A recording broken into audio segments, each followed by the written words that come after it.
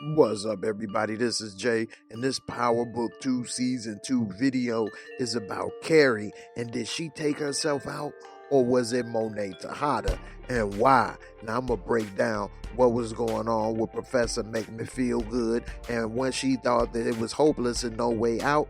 But did she do it, or did she get coerced to do it? And then also, I'm going to tell you my thoughts on that and why. And before I do, if you're new, please subscribe, bang that bell, help me get to my goal of 30K subs. Once I get 30K subs, we're going to have a Cash App giveaway of $100. So let's do this. Now, breaking it down, we saw Professor Carrie Make Me Feel Good. She's Gotta Have It has been doing too much. She's first of all talked the girl Lauren into testifying against a murder. Now, Lauren is a college student. She only had a couple pills or whatever found in her room that wasn't hers. She didn't want to be a snitch, but somehow Professor Carrie got involved and ended up talking her into, instead of snitching, she took it to the next level, wearing a wire to set up her boyfriend Tariq and possibly get him put in jail. Now, she is in danger because some people, if the Tejadas find out that she may have been trying to build a case or working on the case, who knows what may have happened. Now, when she confronted Carrie, she was real bold. She was just, telling her, hey, is you the one with the stuff in your room? Nobody put a gun to your head, whatever the case. When she did kind of put the proverbial gun to her head when she told her she was going to tell her pops, her little fresh parents in Bel Air, that she was going to get in trouble for popping pills. And, it seemed that she was spooked. And so she thought she was untouchable. She was doing good. And little did she know that everything was about to fall apart. She ended up putting her business out in them streets that she was freaky with Zeke, and that Zeke was getting a little extra credit on the side. And when Rashad Tate was working there, he had a little soft spot for her between her legs, and he was looking forward to marinating that fish, but he didn't get a chance. But he was playing the role, and he was trying to be a brother that was there to help. And she ended up about to get canceled at the school because the principal found out that she was sleeping around with Zeke and possibly the professor. And so he was saying, you've been with Professor Brian McKnight, Zeke, maybe you shouldn't speak at the memorial. And if it wasn't for Tate being nosy, he bringing back up that taint, because he bringing it up out, the rump roast area, sneaky ass. Anyway, Councilman Taint, he come through listening, eavesdropping. He come through, save the day, playing Captain Save him, and help her to get in there and still do her speech. But the truth was, she wasn't really ready to speak on that. And even though he helped her to get in there, and she went on ahead and proceeded to go in there and try to speak on Professor Brian McKnight life and what happened to him and his tragic passing, it turns out that Lauren damage was done, and Professor, she should have been more aware of what she had, and that was proof to show that she's not really aware of the dirt she was doing. In all the classes, she always trying to get on Tariq and the students about truth or karma and all of this. And it seems that all of the things she was trying to preach, she need to practice what you preach, because she definitely wasn't. And she was there, and next thing you know, while she was speaking, she wasn't even able to get through her speech because people were snickering, talking, laughing. And she was trying to be, really sincere and talking about how big of a heart that Brian McKnight had. But as Bruce Chandra pointed out, the heartbeat that you felt was between them legs. He had that big third thermometer. That third leg was a heartbeat thermometer that she used to feel the pulse, of that one-eyed monster. And, it was a shame to lose such a valuable member of the community. And so, she wasn't able to handle it. It seems that she was falling apart like a cheap suit. And instead of trying to just ignore them and finish the speech and maintain herself, she wasn't able to do it. And that was another, foreshadowing to show she cannot take adversity very well. We never got to hear her backstory of why she was no longer in the prosecutor's office or what happened with her and Detective White Man. But we do see that she wasn't able to handle adversity and that she couldn't take criticism too well.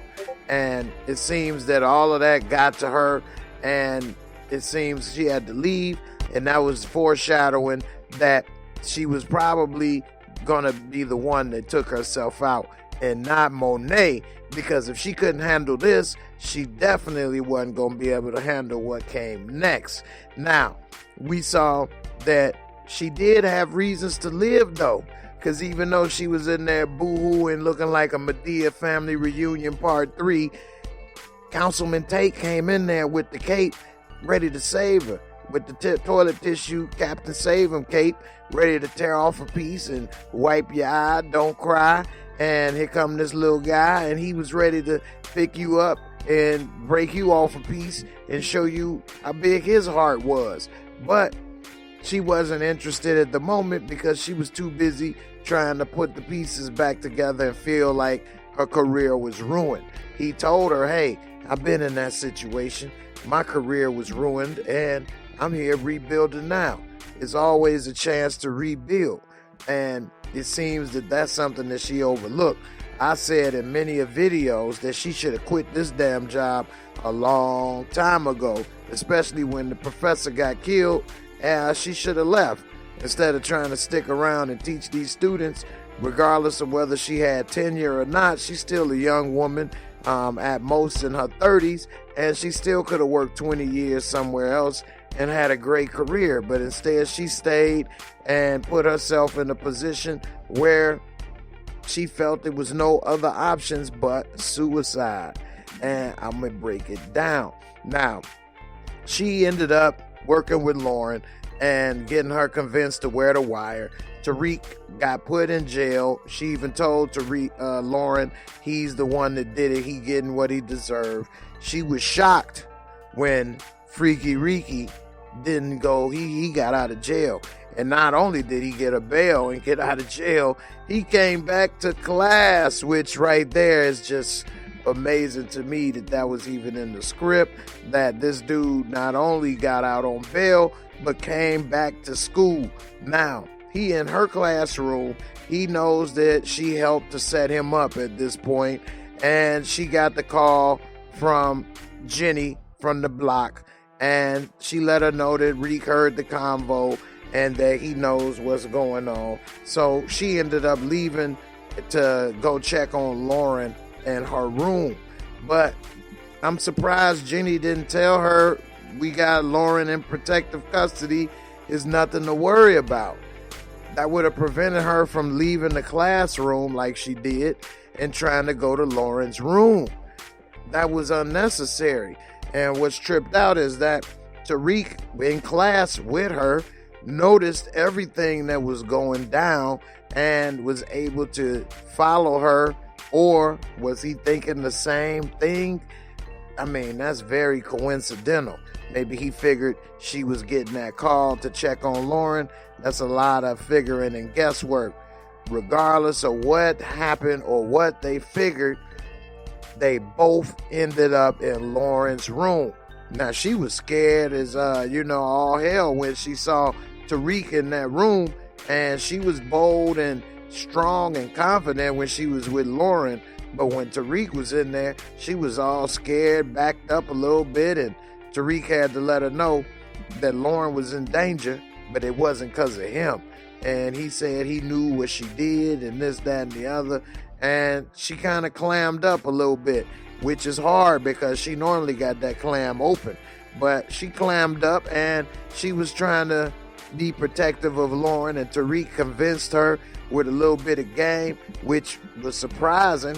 I guess that's why Tariq got 3 a three-peat going right now with the three ladies he with. But he was able to talk her into taking the stand instead of Lauren and saying, hey, why don't you testify against me? And she said, well, I'm going to say you did it. He said, that's fine, whatever. But why don't you take the stand instead of her? You say you always there for your students. Let's see what you got. You there for your students? Go there, take the stand instead of Lauren, protect her, and you testify. And so he was able to make her fall for the okie doke. He talked to her, and she was not able to think about the repercussions of if she testified, how she could get picked apart. She used to be a prosecutor. She should have known better. She went there. She tried to testify. Right off top, Davis was able to chop her down and let her know, hey, if this is the case that you knew about him and you knew about all this, why didn't you speak up sooner? She's in there testifying that she read the book and that she knew that Tariq had something to do with this, and whatever the case, knowing damn well she was lying, and Davis saw right through that and called her a liar right there in court. Jenny gave her a few softballs, but once Davis got on the stand, he had the little black lady in the front, the juror, talk about some, yep, sure is, and let her know, hey, this ain't the only person you got a relationship with. You was sleeping with Professor Brian McKnight. You was sleeping with Freaky Zeke, helping him shoot them free throws. I bet he had them free hoes and getting a little piece of that action. And not only that, you was sleeping with me. And so she was sitting there looking stupid. They tried to say it had nothing to do with the case, but he said, yeah, it does. It's to show character of what you is and how you is breaking rules all the time. And breaking rules is nothing new for you. And she was torn to pieces. And he told her at the end, like, it looks like you better start updating your resume. And it seems that she didn't properly think things out well. Yeah, she was beautiful, and yeah, she was smart, but she was not a quick thinker. And to be a prosecutor, you have to be a quick thinker. They said that she used to be a prosecutor. We don't know what happened, but it seems something happened with her and Davis, maybe, or something. But nevertheless, she was just sitting there. See, what had happened was, and she made herself look like a damn fool. And so it seems that she thought that her whole world was collapsing and everything that she had to live for was gone. Now, what makes people think Monet did it is because Monet did come to visit her. And Monet did say that if I am here coming to see you, if Zeke comes to see you, as long as he has you, he'll never come back to me. And then Monet was bonding with her on a sisterly level, talking about, I lost my whole family. And she's saying, yeah, I lost everything too. I lost my business, everything I work for. She said, yeah, that's because you was fucking Zeke. And so she liked, getting with Zeke because he ain't nothing but a big baby Huey. And it felt like she had the little big child man boy. That's the real man boy that she always wanted. Now, we didn't see the rest of their conversation. She felt that she was without no hope at that moment. And Monet did tell her, as long as you around, he'll never come back to me. Which doesn't make sense. Why would he have not came back to his Mom T? He gonna come back to Mom T and check it out. He got a lot of questions that's gonna need answers. Maybe it took a while. We see Zeke coming up there to her to her home. And he had been texting her, and the door was cracked open. So he comes into the door, and once he comes inside the room, he sees the sight of his surprise when she was sitting there hanging from the rafters like an old NBA jersey that's been retired. And Zeke was shocked. He was stunned. He didn't know what to do. He had this big look on his face like, uh-oh. What happened? You doing pull-ups? What you doing up there? Oh no, Carrie was my best good friend. And what's messed up is that the door was open. He touching all on the door. He was texting her. If anything, it's gonna make it look like he did it more than Monet, because the detective white man already thought that they were both working together to take out Professor Brian McKnight. And so we saw her little ashy Larry feet hanging, and her floods, I'm surprised they didn't rule it a drowning, because them floods she had on that step it up high water zone. And anyway, Zeke, he touching all on the door in his big ass onesie, and he's still wearing his onesie from preschool. It still fits, because that's how big he was in preschool. So that big ass green Jake the Snake onesie still fits. What you doing up there? No, I think she hurt herself. Oh no. Anyway, I think that she committed suicide. Some people are saying Monet may have made her do it at gunpoint, but if that's the case, either way you dead, well hell, then pop me. I'm not gonna climb up there and commit suicide. If you gonna shoot me, or that's the other choice. I know what she said and they left it at that. I think maybe she ended up inadvertently talking her into that by feeling more hopeless. And I think that the door was left open by Carrie so that people find her, so that she don't be smelling like a stale fish up in there, and then this is a closed casket. So I think she did that so that she could be found. She didn't know Zeke would be the one to find her, and I think she committed suicide. It's too much to pick up a dead body or a dead weight, or pick up somebody and then hang them. If she would have got hit upside the head and done it, that would leave evidence.